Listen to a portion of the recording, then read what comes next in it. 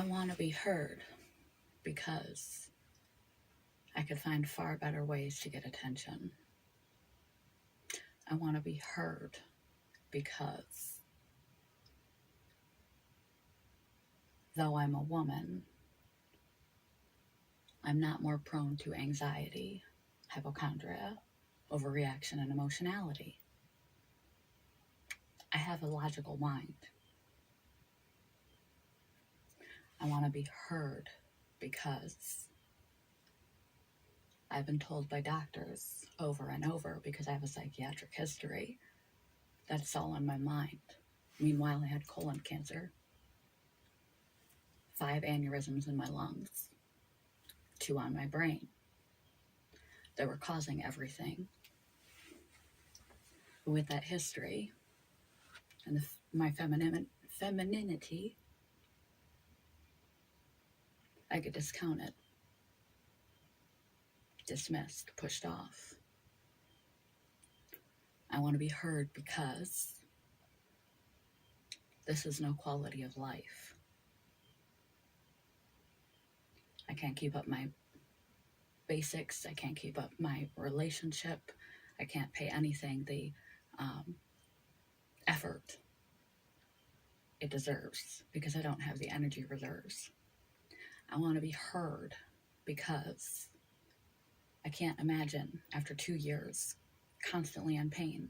It never goes away. It's like a dull ringing in your ears that never clears. Sometimes it peaks so bad you're on your knees, curled in the fetal positions, crying out. But even when you're smiling on the outside, it's always there. It's so far outside of the normal human experience to comprehend chronic, constant pain that you just imagine it's in my imagination.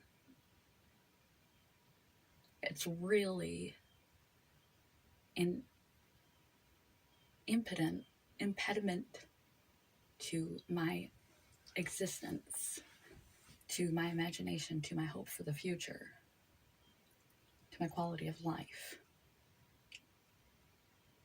I want to be heard because every patient deserves not to be put in a box, dismissed, biased, and gaslit. I want to be heard because it's not just me I'm speaking for. It's millions with illnesses that have come before that are invisible or stigmatized, that happen to come with a pair of these and a pair of thighs.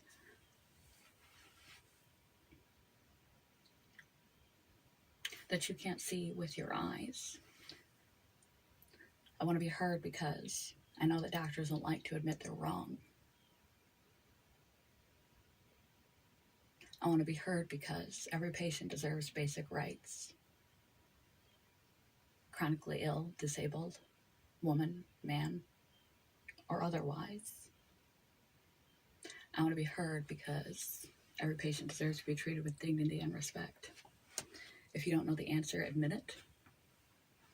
Don't gaslight. Don't beat around the bush. Don't blame it on the obvious. Coincidence, not causality. Sometimes causality of the illness. Dig a little deeper. Be willing to make referrals to other specialists if it's beyond your breadth.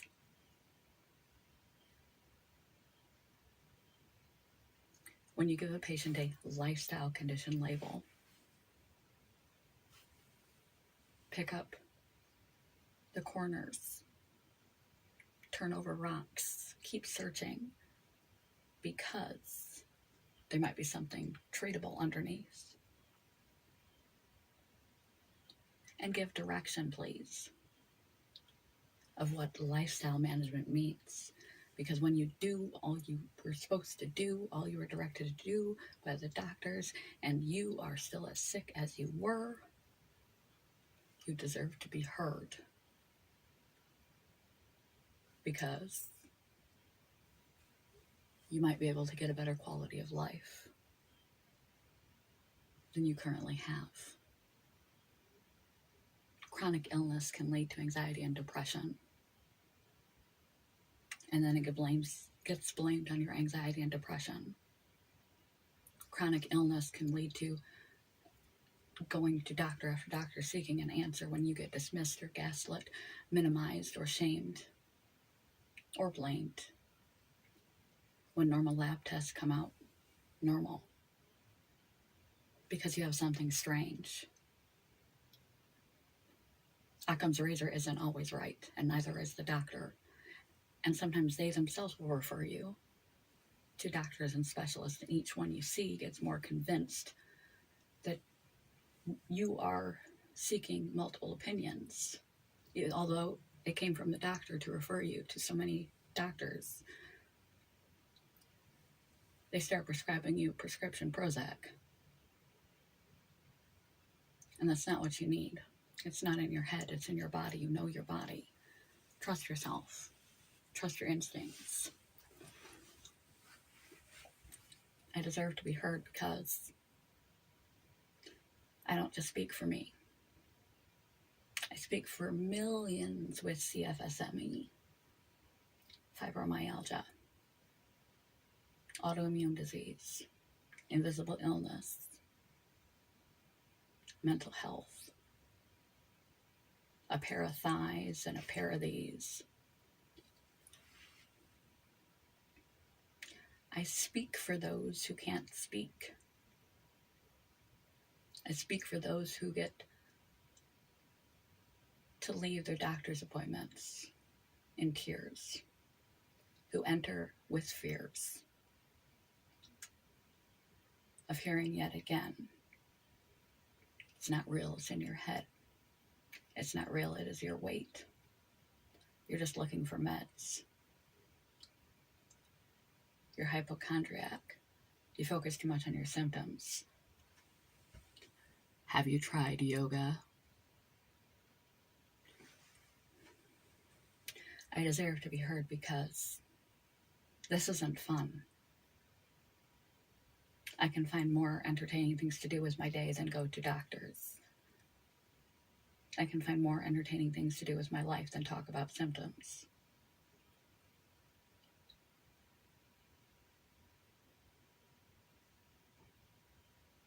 I can find more entertaining ways to have fun. More fun things to post on Instagram and YouTube. But I need to have an outlet. When there's no medical outlet, no avenue. I deserve to be heard because no one should feel like they're trapped with a legitimate chronic illness that leaves their quality of life unmanageable without an advocate, without a path forward, without a way out. No matter what research they do, what self-education they do, what changes they try to make on their own, they find themselves utterly clueless and alone. I deserve to be heard because every patient does. And if you don't know the answer, continue to look until there's a resolution or a solution. It doesn't have to be a cure, but it does have to be an improvement. If you haven't improved the condition, regardless of the stigmatization, regardless of your sentiments and biases and procrastination,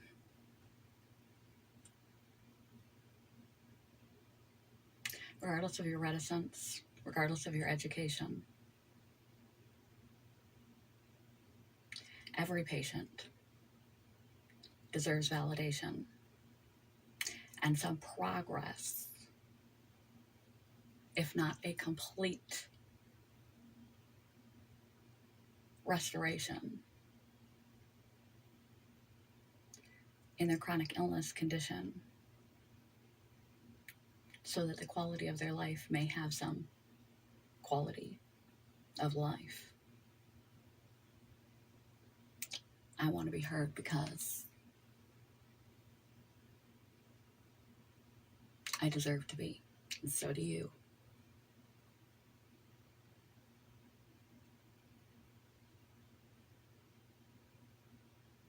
It could take years. Expect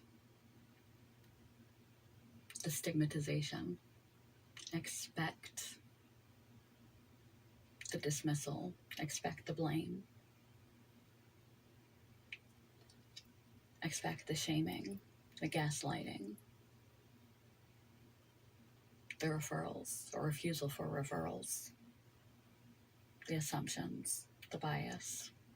Expect an uphill journey if you find yourself suddenly facing a chronic illness. Your body goes haywire on you and you don't know what to do. So you go to the doctor and you tell them the truth and you don't get what you expect. This is where the battle begins, not where it ends. Educate yourself as best you can. Don't come across like you know more than them. They really don't like that. Come across humble, but guide them gently to the direction you need them to go. Advocate for yourself. Everyone needs to know that you're going to have to. Even if the doctor has your best intention. Even if you have a treatment plan and a diagnosis. You probably still already know this. The only one who can and will advocate for you is you, even if you don't have the energy and you're hurting too much too. You don't know where to go to next, who to call, and what for. We all deserve to be heard because we walked through the doctor's door. Keep walking. You deserve to be heard. Today is Hear Me Day. For patients of all kinds.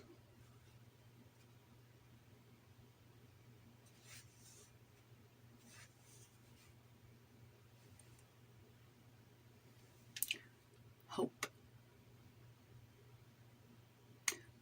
My mother always said the squeaky wheel gets the grease. Sometimes the squeaky wheel gets Prozac. But keep going. Trust me, as someone who's been misdiagnosed with life-threatening illnesses as just anxiety, or misdiagnosed as asthma, or postural orthostatic tachycardia syndrome, or told I didn't need a neurologist, I needed a better shrink. 2 days later, I got diagnosed with 2 aneurysms in my brain. You know yourself better than you think. That's why you deserve to be heard. Happy Deserve to be Heard Day. Hello, today is International Women's Day, the 8th of March. It is international because it is celebrated across the world to commemorate the cultural, political, socioeconomic, and historical achievements of women.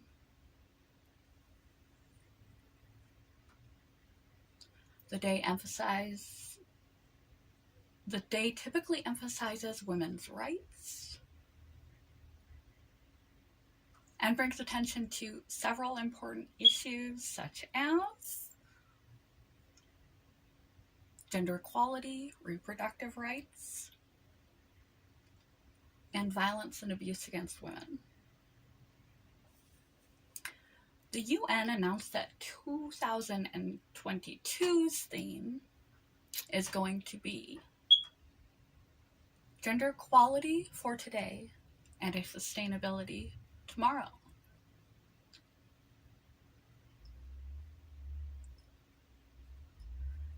The event will primarily focus on how women have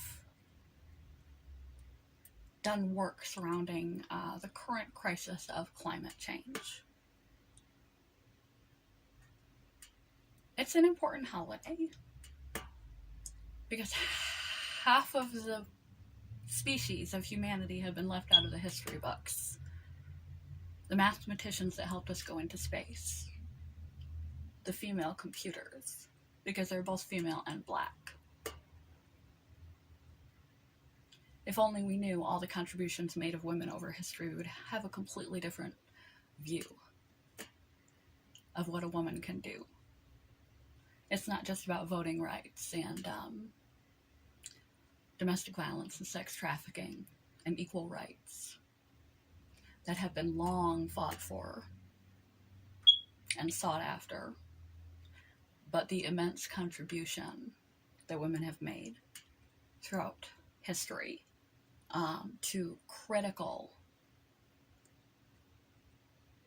leaps and bounds, to critical understandings all across the board, from culture to medicine, science,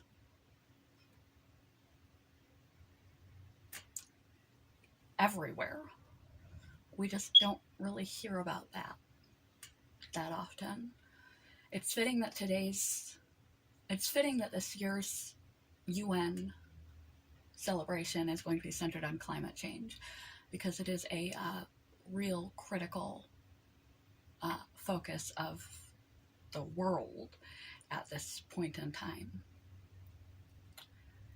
And at least now, many of the women are not being left out of the story. I do, however, wish that I could go back and see truly what women contributed. Not just the Rosa Parks of the world. Not just burning bras.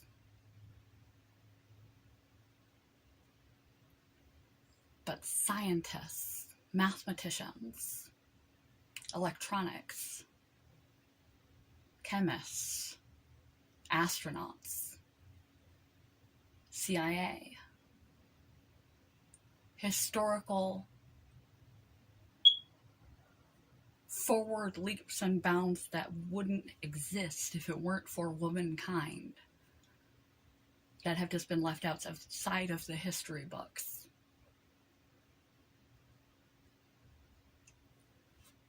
We're getting there. We've got a long way to go.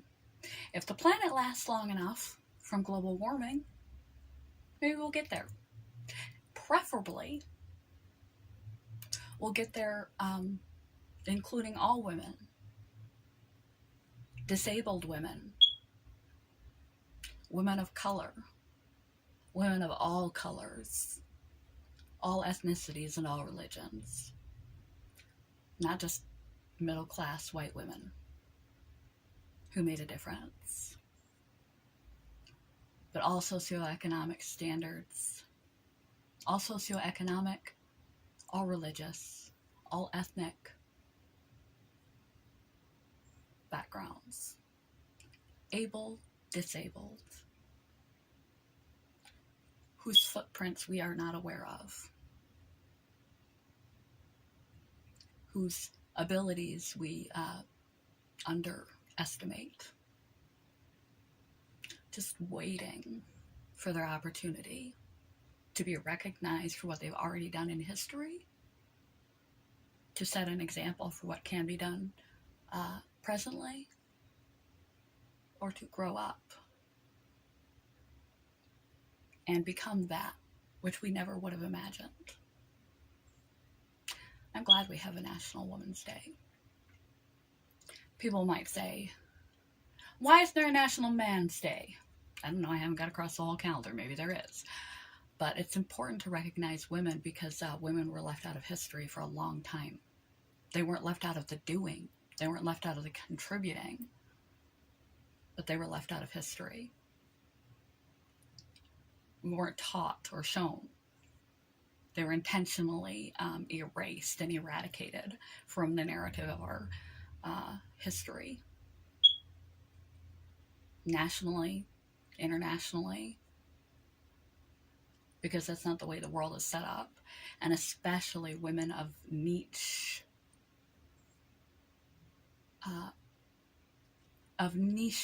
designations, such as disabled, such as color, such as Muslim, are missing from the equation. We need the whole world to come together and work to solve the current problems that exist. And having a summit such as this will hopefully enlighten and inspire other young women to step forward and make their contribution to history in a way that it can't be erased. Hopefully can't be erased. And make a placeholder for those to come.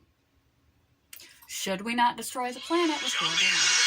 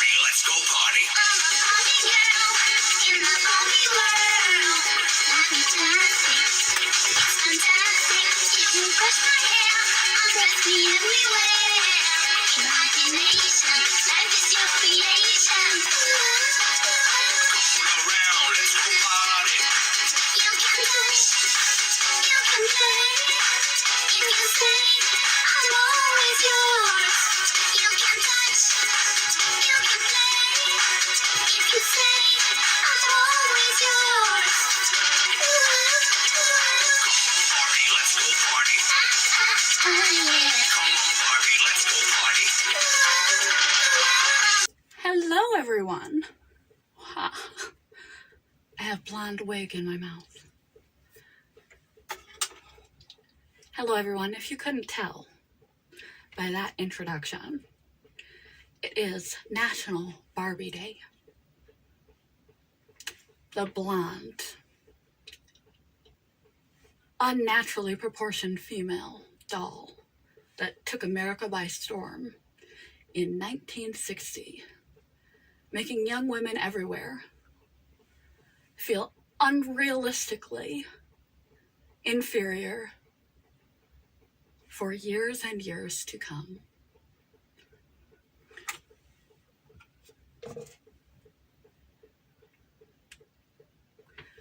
March 9th is National Barbie Day.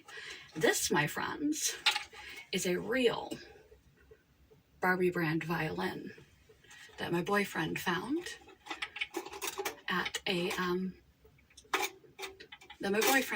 and got for me for no apparent reason that I might use it in some YouTube someday.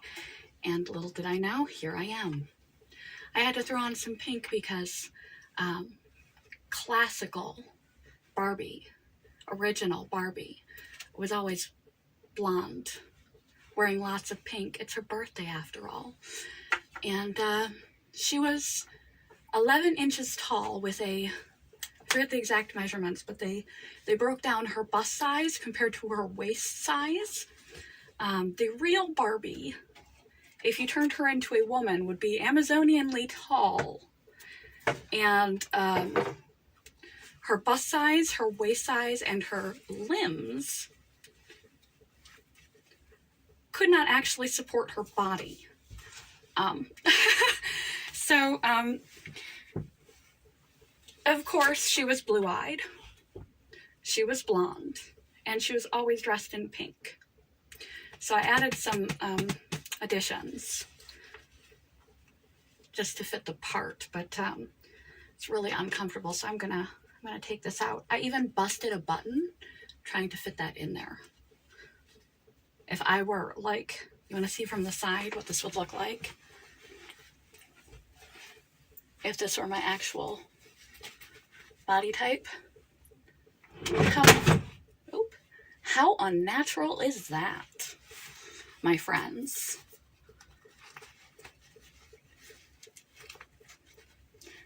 Ooh. Let's undress Barbie.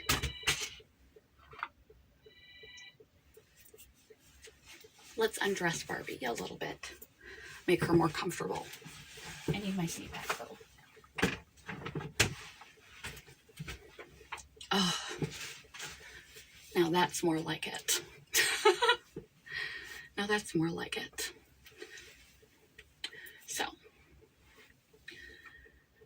This set an unrealistic standard for many, many, many years for little girls on so many levels. Unrealistic body image, truly unrealistic, even more than supermodels, because a human body in those proportions can't actually exist. And of course, they were blonde, blue-eyed, Caucasian women. After 2 years, what else could a unrealistic body image, Caucasian, large-breasted, small-waisted, I can't support my own weight literally on my pinned legs woman need than a man? 2 years later was the introduction of Ken. Initially, she was single, but then they decided what could make this childhood idol to look up to more imperfect than adding romance, because that's what every woman wants more than anything, is to find her Prince Charming, and so came Ken. Eventually,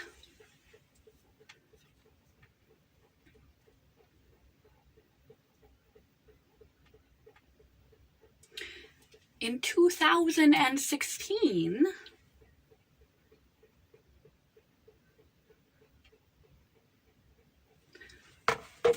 eventually, like way eventually, in 2016, eventually, Barbie finally broke some stereotypes and got 3 different body styles: petite, medium, and fuller figured, short and tall, and average height. Now you can find Barbie dolls, like the actual brand. For a much longer time, you've been able to find a variety of different brands than official Barbie, with multi-ethnic, multi-professional professions, multi-skin tones. Eventually, 2016 is not that long ago, they started expanding her body type to be a human body type. And now, finally, you can find Barbie dolls that are brunette. You can find black Barbie dolls, Hispanic Barbie dolls. The actual brand of Barbie has begun to adapt to reality and set a more preferable role model for young women, little girls. And there's a lot of other brands that I would prefer, but it just happens to be Barbie Day, so we celebrated with some Aqua that I actually used to listen to when I grew up. Aqua Barbie Girl. But I would prefer some exploring other brands. Disney finally started to incorporate different types of princesses, African American princesses, Asian American princesses, Native American princesses. America is a melting pot, and little girls should have a variety of skin tones, hair colors, eye colors, backgrounds, ethnicity, body type, image to go after than just the original Barbie. In fact, I must relinquish myself freedom from this. Pink is not my color. I don't really do pink. I just happen to have one pink item I could throw on, and I actually broke it, as I mentioned, to make it show my cleavage. So now we're back to being relatively flat-chested. Just lost my cleavage. That is a little sad, but that's aside. I'm comfortable with my cleavage size. Yeah, so I don't know what you would prefer to do to celebrate Barbie Day. For me, I would personally bring it all the way back around to our first holiday and use it as a day of women's empowerment rather than female subjugation. Explore some of the other multicultural idols for young girls to be looking up to, superheroes in comic books and things like that, princesses that are of different ethnicities, even than your own. Expose your children to that when they are young, and expose them to fairy tales and strong comic book and other type characters that they can look up to that look like them and have their experience. Rather than Barbie. Some women grow up with such dysmorphia thanks to Barbie. They literally want to become living Barbie dolls. They get cosmetic surgery to amplify their breast size to dangerous sizes, lip implants, butt implants to try and make that original, unrealistic, literally unproportional, we cannot support that frame body style of the original Barbie doll. And they just end up with psychiatric and physical dysmorphias and conditions. So put on Aqua if you like. If you were a collector and it has sentimental value, partake. If neither of those things apply, ditch the stereotypes, ditch the dolls, worship something better like Wonder Woman, or the only redheaded princess is Ariel. She's a mermaid.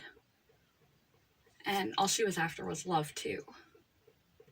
And collecting things. She was like a hoarder. she's a hoarder mermaid seeking a prince. They're always seeking a prince. And she had a fish tail. Hardly today do I ever find any redheaded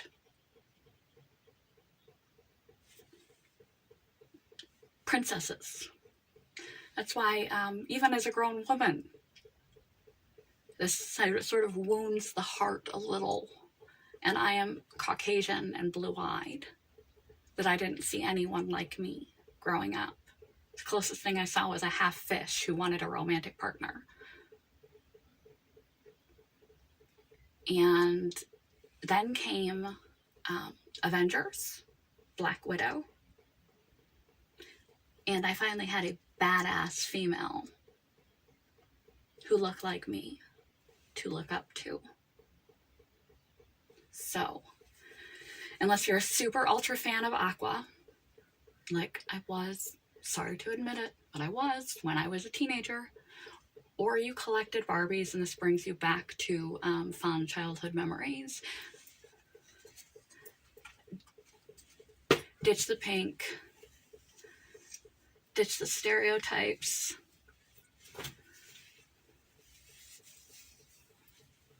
of all types, ditch the limitations, ditch the incarnations, expose yourself and your children to badasses and storybook fairy tales of all genres, skin colors, compositions, and histories. Take this day to celebrate diversity of female culture and composition, history, goals, dreams, desires, and that rolls us nicely right back into day one,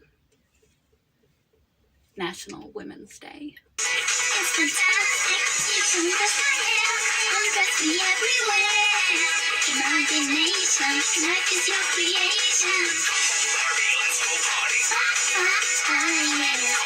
Barbie, let's go party. Barbie, let's go party. Yeah. Barbie, let's go party. I'm back from playing a very invigorating game of Mario Brothers. the original, but of course, because I'm old school, and I'm old. You got it, 8675309, 8675309. It's your number on the wall. Wrong number. The number is actually 3.141592.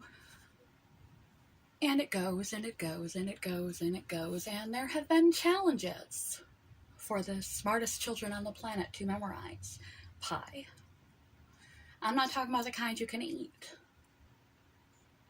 I'm talking about one of the universal languages, not the language of love, the language of math, numbers. Probably no symbol has evoked as much mystery, romanticism, misconception, and human interest as pi. P-I, pi. 3.14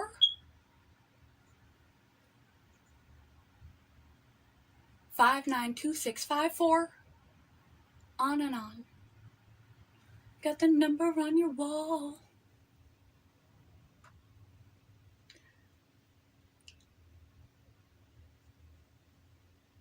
If you put this into the calendar and try to enter pi, that's much as you will get of pi. Not because it is the exact number of pi,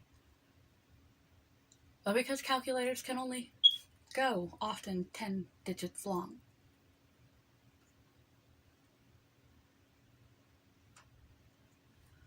Pi is actually an irrational number.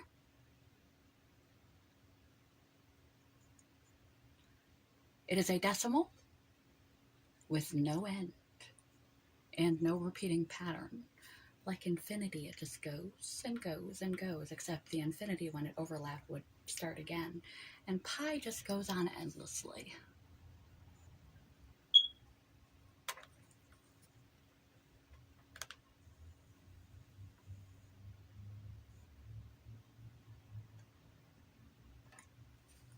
Pi, again, the number, not the kind you can eat, has interested people for 4,000 years.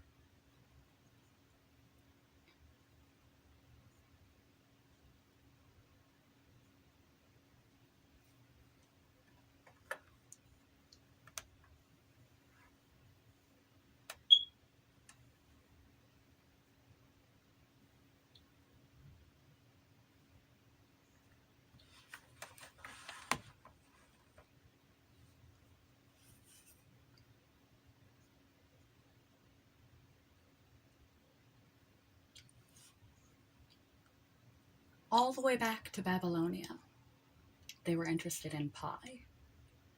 It has baffled and intrigued mathematicians for a very long time.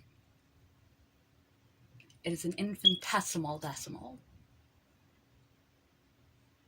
Take that play on words. Speaking of play on words, even other artists from other arenas have been fascinated with pi. If you see a run-on sentence in Russian that just goes and goes with no punctuation differentiating the run-on, that's probably written by Tolstoy, who was also had a passion for pi, and he integrated it into his writing by running on and on and on without a deviation.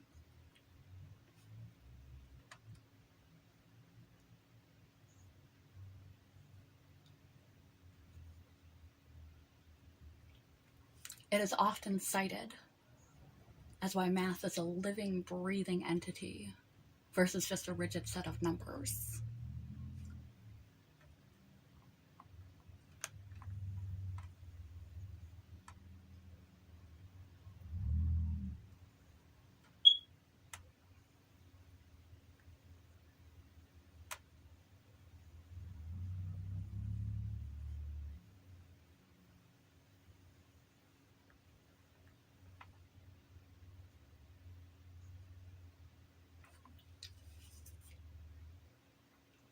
Pi exists in many mathematical and scientific applications, too many to list.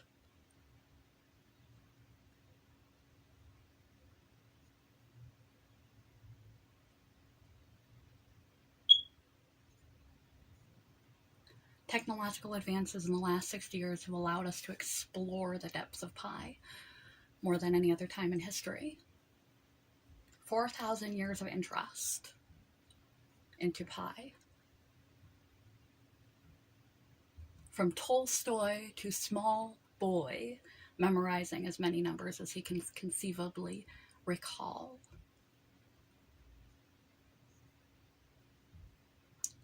And we all have at least vaguely heard of Pi Day. A couple of years back on Halloween, I carved a pumpkin pie. It was a pumpkin pie. Pumpkin into a pie. That was my Halloween carving.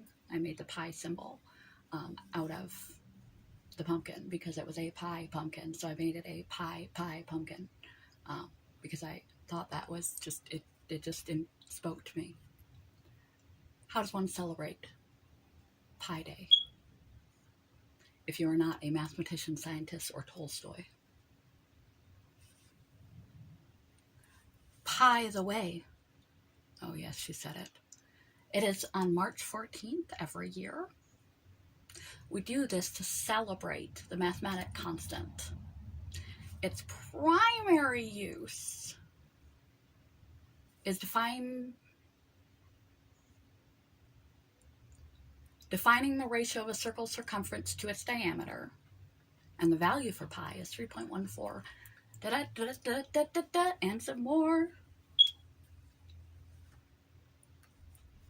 Typically, people will celebrate pi either by trying to memorize the digits of pi if you're super geeky and into memorization. They will look up the history of pi, discoveries made with and using pi. They will do the math of pi. They will just draw pi and pi symbols and impress their friends because, hey, did you know it's Pi Day? If you don't know what the symbol is, I'm going to pull it up on my phone and show you just in case, again, like not having Mario in your childhood and you don't know what that is. I apologize. I will fix that right up for you and show you the symbol for pi. And typically people just substitute the kind you can eat for the math kind, and they might be real creative and carve the symbol into the top of the pie because you need to ventilate pies. And on Pi Day, you can ventilate your pie with the symbol for pi. Witty, right? Right? This, my friend, is the symbol for pi. It was developed by a British mathematician in 1706. And obviously you need to remember when you make your own pie with a pie in your pie that my camera mirrors images, so it is backwards. So you'll want to flip this if you don't want to look silly on Pi Day. And no one wants to look silly on Pi Day because it's for smart people. Unlike May the 4th be with you or Mario Day. But smart people play video games and watch Star Wars. In fact, some of the smartest. Because geek has a wide breadth and a lot of depth. So enjoy. You could make a pie paper chain. You could run out and get a pie tattoo if you want to be really hardcore. Or you could just bring a pie to the office with a pie carved in the top and people will think you're super smart. Or you could get on and do the history and do the work and improve your knowledge of pi.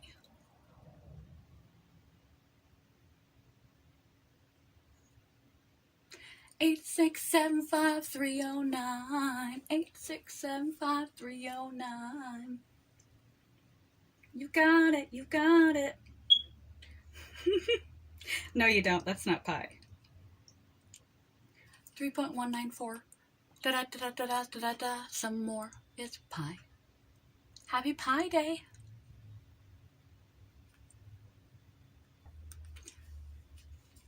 Besides Mario Brothers, women, and pie, it also happens to be Plant a Flower Week. And if you live in a climate like I do, one that is rather cold right now, I would highly suggest you begin your planting indoors rather than outdoors, and check before you begin to plant what kind of flowers you can plant, because there's few things sadder than wanting to save and plant a little flower and then having it freeze to death. So begin your planting indoors. This particular plant I did not plant. It was purchased for me by my partner, but I did have to replant it because it grew. So very recently, not today, but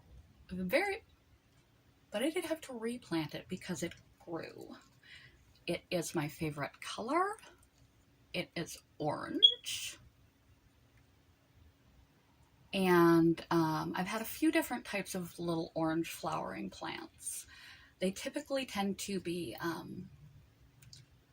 the kind that do not come back, so they last a season and then they are kaput.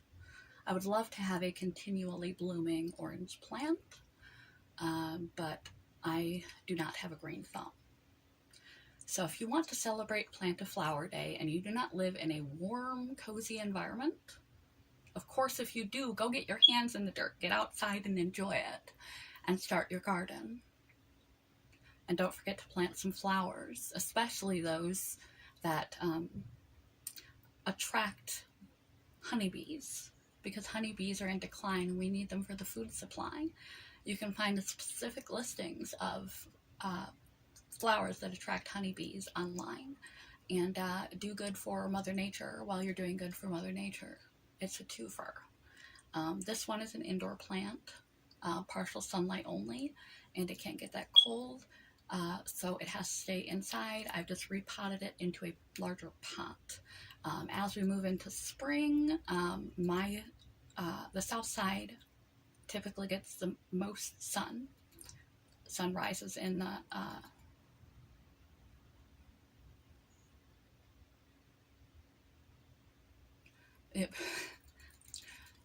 where the only place on my shared apartment where I can plant plants has the sun beating down all day long. And this is a partial shade flower, and so I cannot bring it outdoors. Some of the flowers that I've had in the past were full sun. Most flowers are full sun, and so it's perfectly fine. And so I would start them indoors nearing the end of winter, and come spring I would bring them out and set them out on the patio. But this little guy has to stay inside with me, which I'm quite fine with, because I do enjoy having a living, breathing flower around me, some greens, some plants inside my house. It is good for your mental health and well-being to have some nature indoors.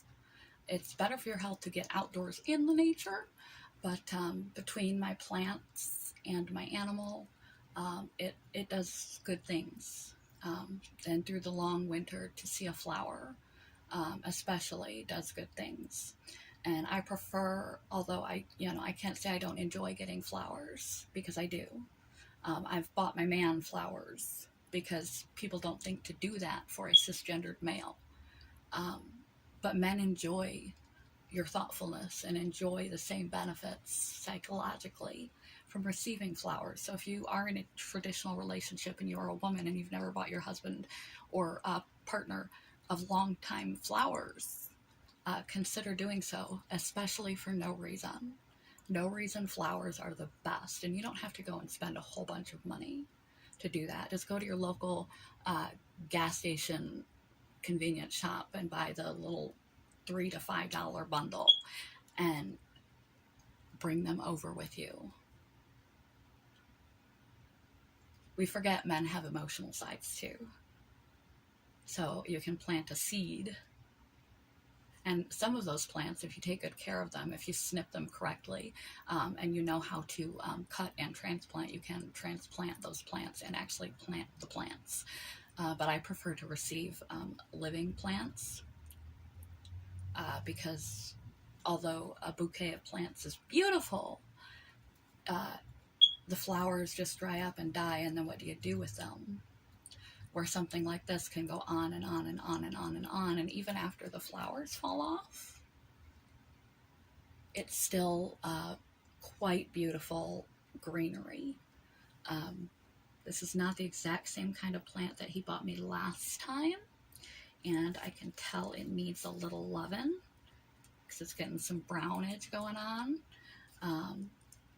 The last one that he bought me looked just like roses, and I wish I could remember the name of them, but they looked like just like little red roses or little orange roses, but they lasted forever. They got big and beautiful like a little orange rose bush, and they were much hardier than than regular roses because like I said, I don't have a green thumb. I tend to kill plants, and it lasted all in my house, lasted till spring. I planted them outdoors in spring, lasted all the way through fall and froze in the winter and passed away. But it was, I got to enjoy that for a very, very long time. These are Calinocho. I may very well be mispronouncing that. It is Kalanochoe. It requires partial sun, and it is an indoor plant, not direct sunlight. It can be placed outside only during the summer in partial to full shade because it needs to be hot, and I tend to keep my apartment quite warm because I get the chills. And so right now it is sitting in a windowsill, and I think that is why it is getting a little bit brown, because it is plenty moist, and I've been tending to it with love. But it's getting a little bit, you can see right there, like on that leaf, a little bit brown, especially on that leaf. I think it's getting a little sunburned, so I might have to move it, set it on my table for a few days, and give it some TLC. But I suggest you consider sending flowers to your loved ones. I'm not talking about expensive flowers. I'm talking about the cheap $3 to $5 flowers for no reason. To your grandmother if she's still around. Favorites, aunts, uncles, mentors, bosses, if you're so lucky to have a boss that you like that much. Friends, your spouse, male or female. Start a garden this year if you haven't. It really is cathartic. And if nothing else, plant one flower. Preferably do a little internet research and look for a flower that would be good for the honeybee, because they need it. You can also, if we're saving species, consider planting milkweed. I know it's Plant a Flower Day, but consider planting milkweed because that is the only thing that the monarch can eat. And they are slowly getting extinct as well. And they're just majestic and beautiful and deserve to be saved. But if you're planting a flower, try to plant one that the honeybees can enjoy. If you're planting an outdoor flower, if you live in a cold climate, you want to plant one that you can have partial shade and a place in a windowsill. And you need to know what side of your house has the most sunlight most of the day, so that you can put full sun plants in that spot and partial sun plants in other windows, because you don't want to fry them like this little guy is getting fried. If you go to naturelivingfamily.com or just Google flowers that are good for bees, you will get their link to Pollinator Garden, or you can look in their search bar to Pollinator Garden. And they will tell you how to build a garden that brings plenty of honeybees, butterflies, and hummingbirds. Help with a bountiful harvest, throughout the year. They bring life to your garden and to the planet, literally and figuratively. So think before you plant your flower, but I suggest you do. It's good for your head and your heart and the world and climate change, to bring the thing full circle. So, yeah, happy Flower Day. Oh, happy day, oh, happy day. Happy Flower Day. Here's some flowers for you. Today is a day that commemorates a group of people that deserve our recognition but don't often get it. They're members of our society that we don't like to think about because it brings grieving and sadness and our own mortality and losses that we've experienced to mind. But without them, we wouldn't be able to grieve properly. They're the ones that take it upon themselves, this weighty task of taking human mortality and human passing, and take great care with your loved ones to restore them as close as possible. To restore them as close as possible to a state that you recall, to the state they were when they were alive. Today is Mortician Recognition Day. Hence why I'm dressed all in black. No music. No waving. No dancing about. It's not a happy job. But they deserve our recognition because they take a very hard thing upon themselves for the betterment of the rest of us. It definitely, take it from someone who has lost someone, makes our grieving easier. To see our loved ones apparently resting at peace. I, in fact, found my loved one as he passed away. And when they got done with him, he looked like he was fast asleep. He looked better than the day that I found him. The work morticians do, though morbid, is absolutely necessary to the moving forward of the families involved, to society. And they are overlooked and unrecognized for a very difficult job because they bring up things we don't like to think about. Without them, we would be traumatized that much farther with our losses. So should you happen to know a mortician,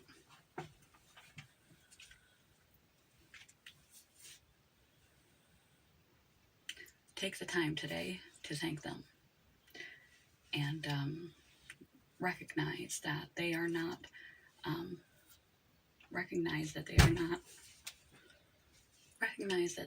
weird, strange, morbid, bizarre individuals for taking the position that they have. What they're doing is essentially social work, grief work. They have to compartmentalize their job like a doctor or a first responder and not take that home with them. Like the town medical investigator,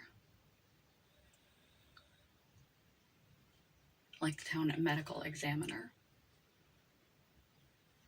They have to carefully, lovingly, attentively, with your best interest in heart, do their part to aid your grieving process, to take loving care of your family member as you say goodbye, and not take that home with them and let it infiltrate their dreams and their life. It is a strong competent and very caring individual who takes on the job of mortician. So this may be a kind of morbid holiday. I think it's noteworthy because they are noteworthy, and often the ass end of bad jokes, dismissed in society because it makes us uncomfortable, when the work they do is all about making us more comfortable in the most difficult and uncomfortable circumstances of our lives. So today is Mortician Recognition Day. Who knew there was such a thing? Apparently there is. And I can say personally, I have been the benefactor a few times of their work. My father, my grandmother, and my previous partner. My previous partner was fantastically amazing. He looked like he was asleep. It was almost painfully realistic how well they did.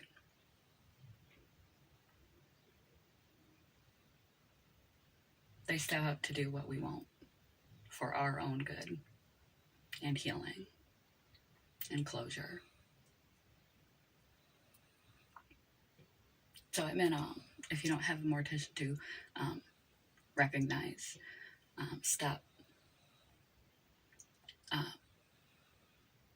demoralizing or putting them into a group of weirdos in your mind. They're more like heroes when we need them the most. When we're at some of the most difficult times in our life of loss and grieving, they're there to help us heal. So that's about enough of that, because it's painful. And that's why they deserve the recognition for taking it on. Somebody has to do the hard work in society. And that is one of the hard works of society. So today, Mortician Recognition Day. Besides Plant a Flower Day, it also happens to be Working Mother's Day. That would be the perfect person to give a flower to. You can buy a bunch, or you can plant a bunch in a pot, some for you and some for them, and bring a working mother you know a little bit of relief, something she can look at on her desk to de-stress, or in her home to de-stress, that you appreciate and you condone all the work that she does. It's a difficult choice that women have to come across to define and decide between career and child. When, if, how many, career first, child second, both at the same time. It depends on their situation. Some of them are single mothers, just making ends meet, working 2 and 3 jobs, wishing they could be home with their children. Some of them are career driven, and they have stay-at-home dads. Some of them are dual women households. Some of them are dual male households with adopted children. And one of them, or both of them, are working. Whoever's playing mom in a family you know, even if it was the family you grew up in, and holding down a real job and doing their best to be a good parent, a good role model, participate. They somehow have like the superpower of energy of 10 men, and to be in 3 places at one time, to parent and work, especially single working mothers. Define mother as you will, and give them some flowers. that you plant yourself, and a pie with a pie carved in it. And if they, God forbid, ever have some time off, invite them over for some video games like Mario, because they need a break. They need a break.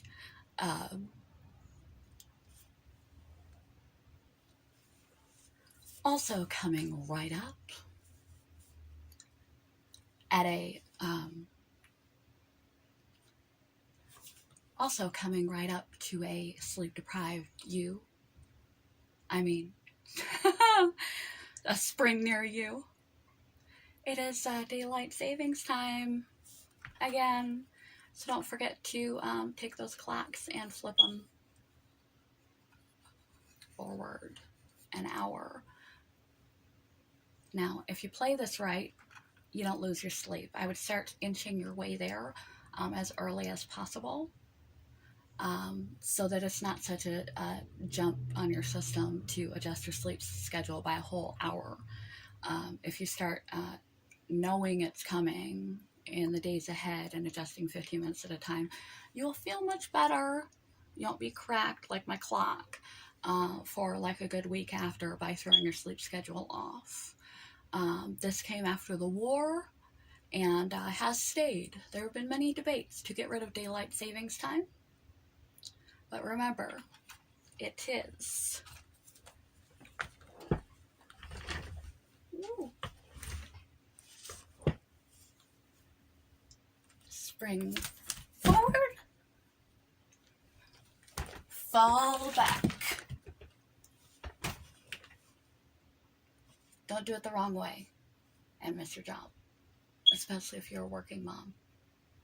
That'll just throw the whole thing up in the air. No Mario's gonna fix that. So just a FYI and a heads up. Tripping on all of my cords here. You wanna spring forward and fall back. Don't get it backwards. You'll regret that.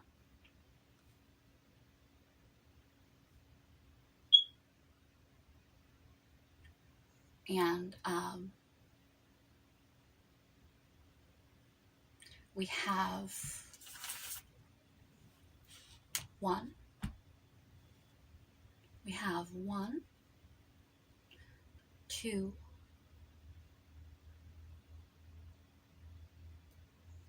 3, 4 more days that I will likely be in a different outfit and film separately, because I am not a mom, just a cat mom.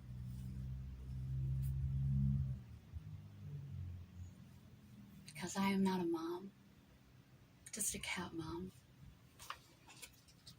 and a plant mom. But I do have to go work, so we're just about done with this because I can't go to work in heels. Although sometimes the appeal is definitely there to stay dressed up and go, because it would make my job more entertaining, I believe.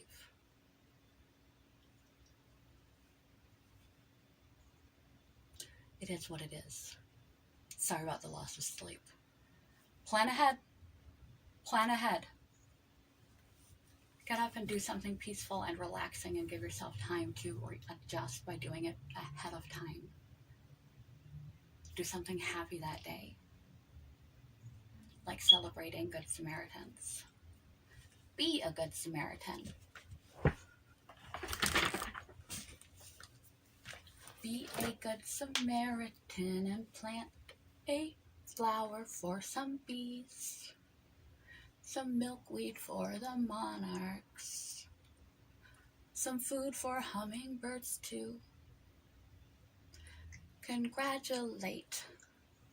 Don't ostracize a working mother. It wasn't an easy choice. Sometimes you didn't have a choice. You just got to do what you got to do. Like turning your clocks and losing some sleep. You just got to do what you got to do sometimes in this life. Or you could do something real heroic, like climb a tree and get a cat out, like the firefighters do, only if you're good at it, and definitely not in heels. You could help your coworkers out, do some extra, do something good for someone, because this week is also Good Samaritan's Day. And what better way to celebrate Good Samaritan's Day than by being a good Samaritan? If you're going out for food, pay for the person behind you in line. Say their order's on me or in front of you. Leave little friendly notes. Go to the library and tuck pleasant, positive notes and affirmations in the books, or a grocery store and leave them in the cart. If you have a few extra bucks, tuck a few extra bucks into the cart. Order the person's groceries behind you or in front of you. Help someone unload their groceries. Bring them to their car for them. Just be helpful. Spend the entire day just looking for things to be helpful for. We should do this as a general practice of living. Helps build empathy and a kindness kind of character that has that on their radar, because what you look for, you notice. You don't notice the opportunities to be a good Samaritan if you're not on the lookout for them. And having a day at least once a year that consciously trains you to look for opportunities to be a good human being to other human beings is a good thing, because it reminds you to keep it on your radar. The more frequently you keep on your radar opportunities to be kind, to be good to other people, to help the other people out, the more likely it's going to become part of your character. You're the kind of person who helps. You are a good Samaritan. Don't do anything reckless, like climb a tree in heels, just because it's Good Samaritan Day. You got to be good to yourself too. But there are a lot of little things that don't take much. Give a shut-in a call. Visit a nursing home. Visit a homeless shelter. Donate supplies to Ukraine.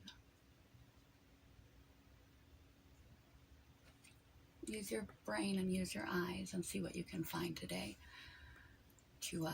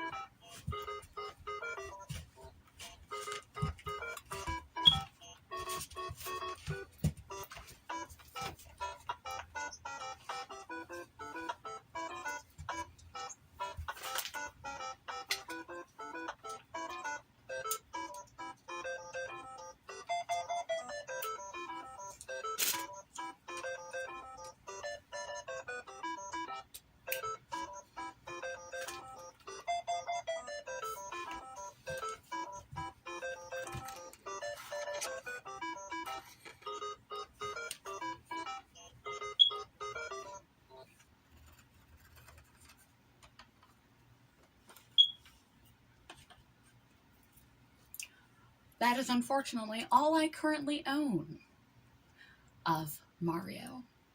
When I grew up on Mario. Mario Brothers 1 and 2, and I was never the princess in Mario Kart. I played a little bit of Wario, the puzzle pill bottle game. I didn't really get so much into that, but there was a movie too, Mario Brothers movie that was okay. In Mario Kart, I would typically be Yoshi, or I would be Luigi. I didn't typically do Mario. definitely not the princess. And in the other games, I would prefer to be Mario. That's often your only option, to my recollection. I could be wrong. But I remember when we get to the end of a level and you have to jump up and pull down the flag. Whenever we did a miserable jump, my brother and I would call it "Last the Red Hot Scorers." Don't know where that came from. It's not really that funny, but it was just a thing that we did every time we got to that last point, and all you gotta do is just run and jump. We may have completed an extremely difficult level, and then we're like, right into the flag. I loved Mario Brothers, and I loved Duck Hunt, and with the clay shooters and the ducks, and I loved my running pad where I could do Olympic athlete stuff and running on the running pad. I sold my regular Nintendo to join driver's ed to my older brother, much to my chagrin. Regular Nintendo was not the last time I played video games. That was where my video game career ended, was with regular Nintendo. I loved how you had to shake the Nintendo game to get it to go. You'd pop it in and it'd be nothing but blackness. You'd shake it around and you can hear the little pieces rumbling around in there like loose rocks. And you're like, that doesn't sound healthy. Plug it in again. Maybe it would work, maybe it wouldn't. And you blow on it real good and shake it again and blow on it. Blowing on it always worked. Oh, I played Kirby too. I had a one of the very original handheld video games. My dad didn't want to burn through batteries, so he took apart the battery section and put a cord on it, so it would be electric, so I couldn't go far with it, but I liked it.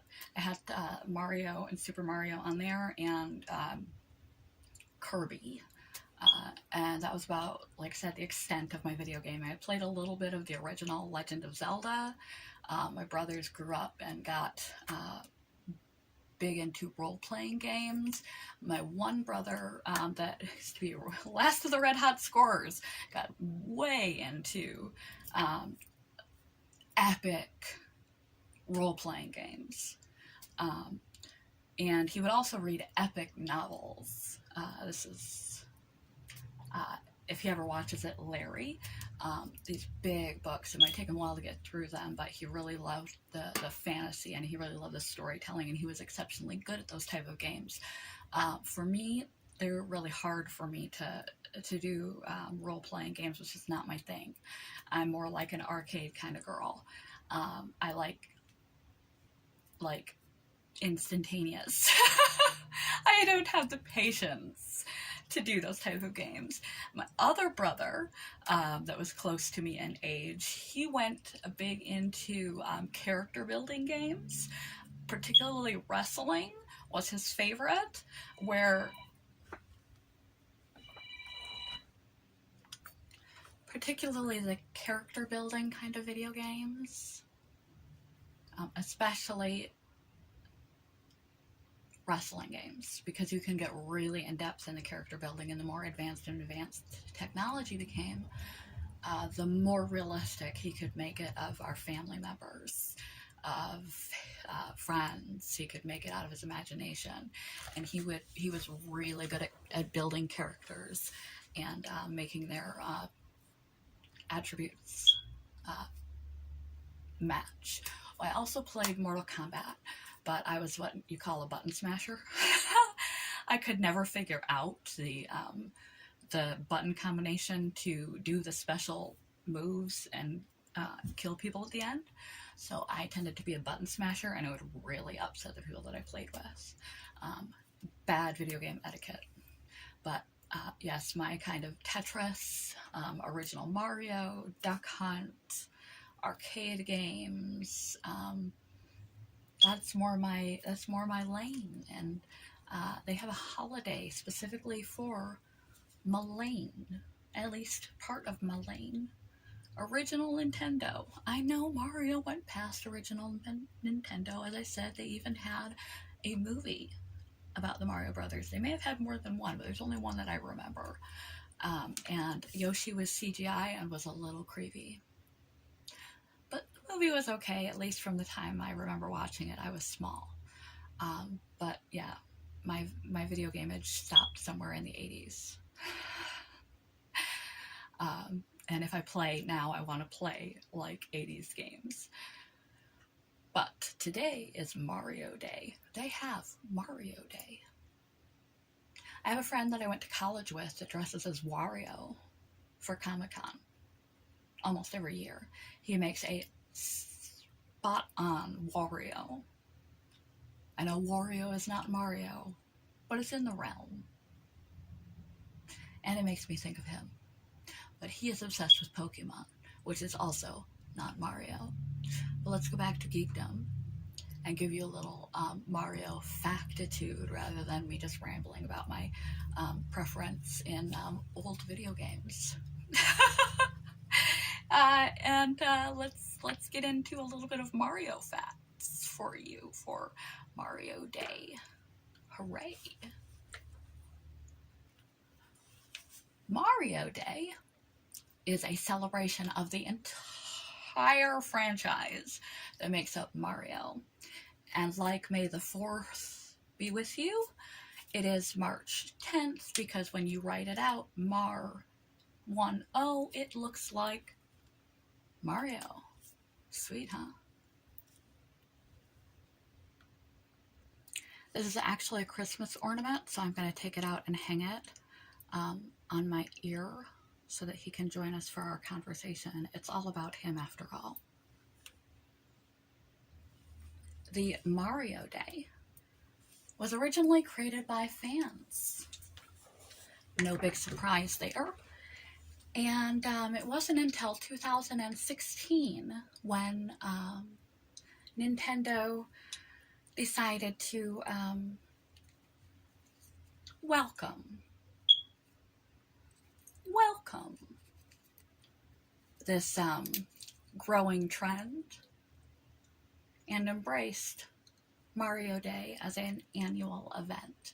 You can celebrate Mario Day by having costume parties, theme parties, or just sitting around playing Mario games or watching that weird movie that I mentioned.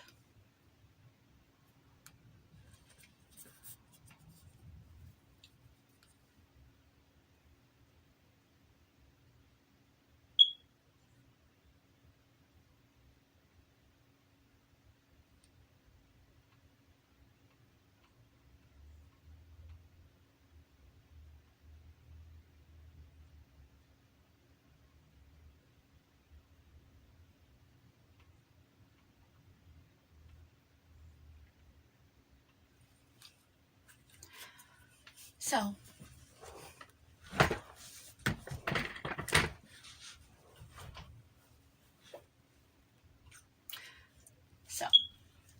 I suggest, come March 10th, you take a bite of the magic mushroom.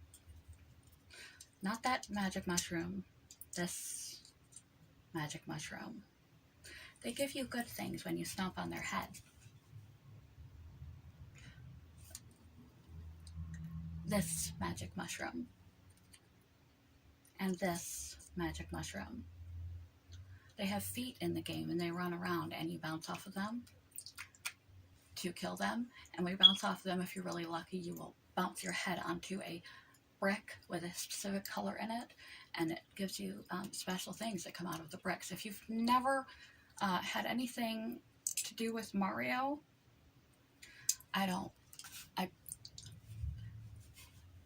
I pity the man who knows nothing about Mario. I pity your childhood. If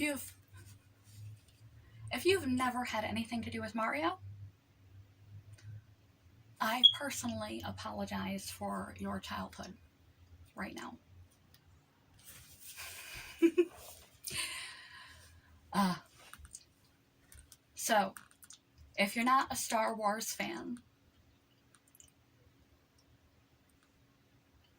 but you still enjoy the ambiance of May the 4th be with you, because May the 4th be with you, it just caught on by a fan base, and then it got brought on by the Enterprise.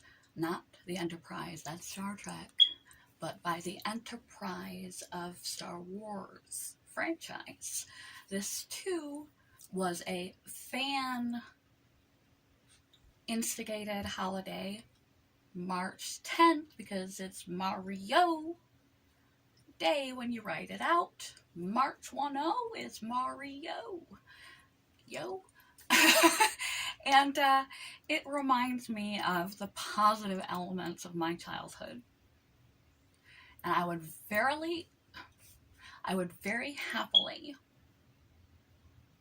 go geekdom in the other direction, into 80s and early 90s, into early 90s video game, I would very happily go geekdom into the other direction, enjoy the ambiance of March 10th,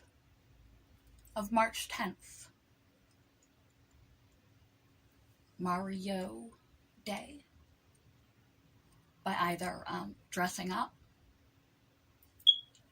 or watching Mario movies or playing the video games or all of the above. But I must admit, it wouldn't be right if it wasn't the original. And I wish that I could come to you bearing bib overalls and a shirt and a fluffy hat and a mustachio, dressed as Mario or Luigi or Yoshi even. But I've been sick, I'm behind in editing, and I cannot do anything fantastic for today except promote the day.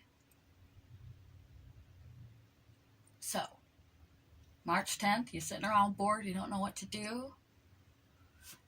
Put on a Mario costume. Any character you like. If you want to be the princess and you're a dude, go for it. You want to be Luigi and you're a chick, go for it. You want to be Yoshi, go for it. You want to be a Goomba, go for it. Let your little heart run wild. Plug in the original Nintendo. You might have to blow on it and shake it a few times, but that's the way the cookie crumbles. But that's sort of how it operates. This is important as pushing the on button and plugging it in. It's shaking and blowing the game out. And enjoy.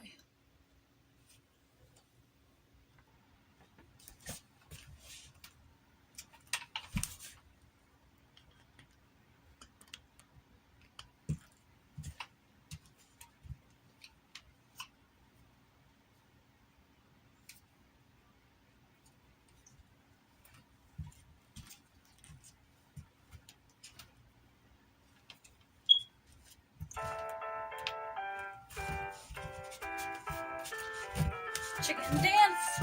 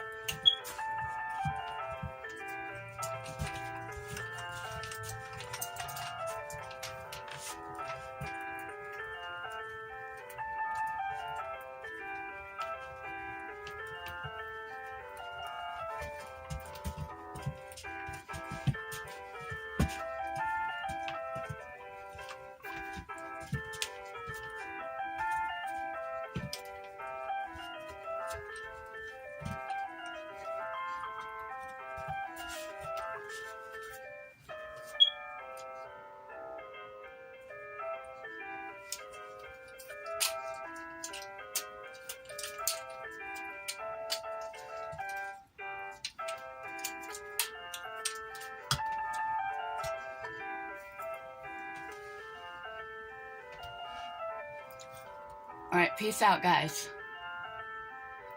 I'm gonna stop filming this shit and go play some Nintendo.